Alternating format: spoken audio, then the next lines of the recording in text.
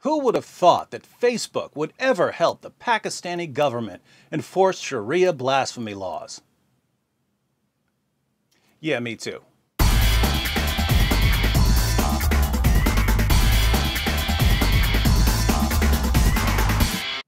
Muhammad ordered his followers to brutally murder people for criticizing him. Nearly 14 centuries later, blasphemy is still punishable by death in Pakistan, leading to a clash of cultures. In the West, we believe in freedom of speech, freedom of expression, freedom of religion, freedom of the press, freedom of conscience. In Pakistan, they believe in the freedom to brutally murder you for thinking that you have these freedoms. Even a false accusation of blasphemy can lead to an immediate execution by a Muslim mob. They will beat you to death and parade your body through the streets if they even think that you've done what I do on a daily basis, namely criticize Muhammad and the Quran.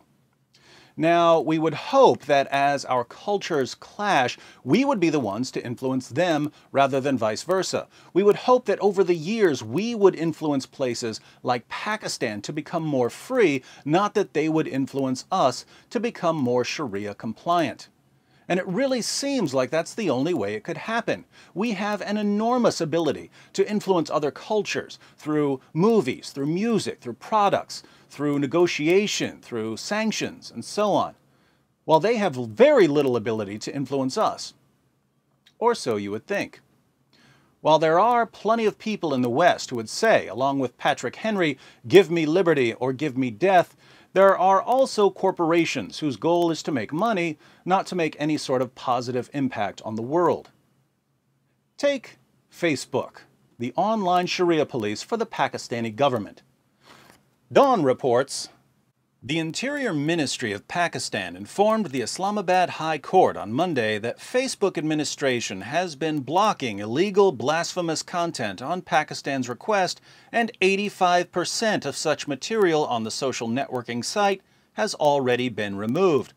Pakistani officials complained to Facebook about blasphemous content, and as of this report, Facebook had already removed 85% of said content. Interior Secretary Arif Khan said in his report that Facebook had responded to their letter and showed its willingness to remove content deemed blasphemous. Facebook is totally on board. He said the federal government has taken ambassadors of 27 Muslim countries on board in connection with the issue. Furthermore, 3 arrests have been made during the course of the online blasphemy probe, out of which 2 people were directly involved in posting blasphemous content, he stated. Law enforcers have also found blasphemous content from the suspects' laptops and mobile devices. A joint interrogation team has been constituted to probe into the matter, he added. When asked why the ambassador of the country from where the offense originated was not summoned, the Interior Secretary responded, "Our embassy in Washington has also taken up the matter with the U.S. government." The Pakistani ambassador was taking up the matter of blasphemous content on Facebook with the U.S. government. He said banning Facebook is not the solution of the problem. If blasphemous material on Facebook is the problem, why isn't banning Facebook the solution? Because Pakistani leaders are convinced that Facebook can help them track down and extradite blasphemers. The BBC reports. Earlier this week, Pakistani Prime Minister Nawaz Sharif voiced his support for a wide-ranging crackdown on blasphemous content on social media. In a statement on his party's official Twitter account, he described blasphemy as an unpardonable offense. It's okay to offend us on Twitter, but not them. Then on Thursday, Interior Minister Chaudhry Nisar reasserted Pakistan's determination to tackle the issue, saying he would take any steps necessary to make sure Pakistan's message got across. He said that he had asked officials to liaise with the FBI in the U.S. and with social media platforms on a daily basis. Notice, they're going to the FBI and to Facebook on a daily basis to deal with online blasphemy. Facebook and other service providers should share all information about the people behind this blasphemous content with us, he is quoted as saying by the Dawn newspaper.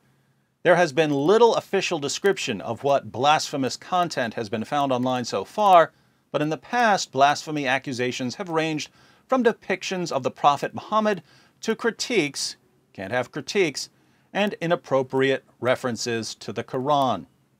CNBC adds, under Pakistani law, anyone suspected of blasphemy can be prosecuted and potentially sentenced to death.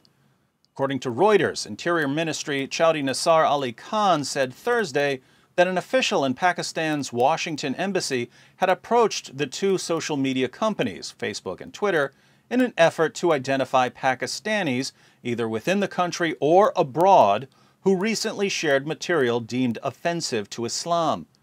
Authorities in Pakistan have already identified 11 people suspected of blasphemy and would seek the extradition of anyone living abroad. Facebook said it reviews all government requests carefully, with the goal of protecting the privacy and rights of our users. The rights of their users, however, apparently don't include the right to blaspheme in Pakistan. We disclose information about accounts solely in accordance with our terms of service and applicable law.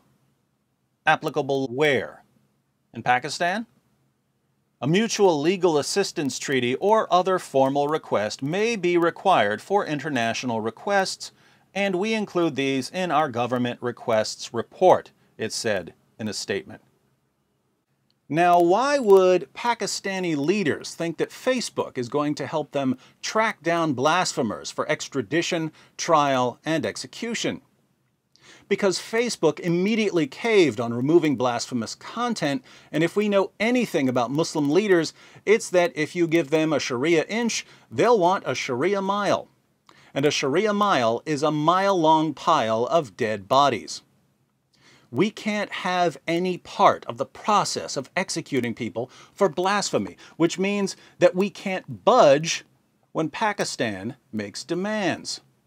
When a Pakistani ambassador shows up and says, "We want you to remove blasphemous material from the internet," the correct response is, "Oh, you don't like what's on the internet?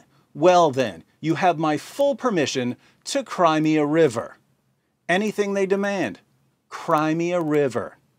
We want the names and addresses of blasphemers so we can extradite them.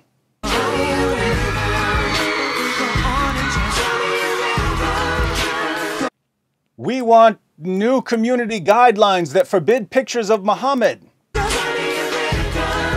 We want David Wood's YouTube channel shut down before it leads the entire country out of Islam. We want...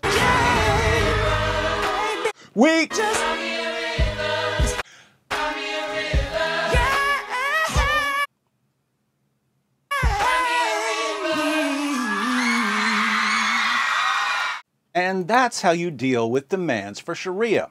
It may not win you any friends in the Pakistani government, but it will teach them a valuable lesson and save a lot of lives in the long run.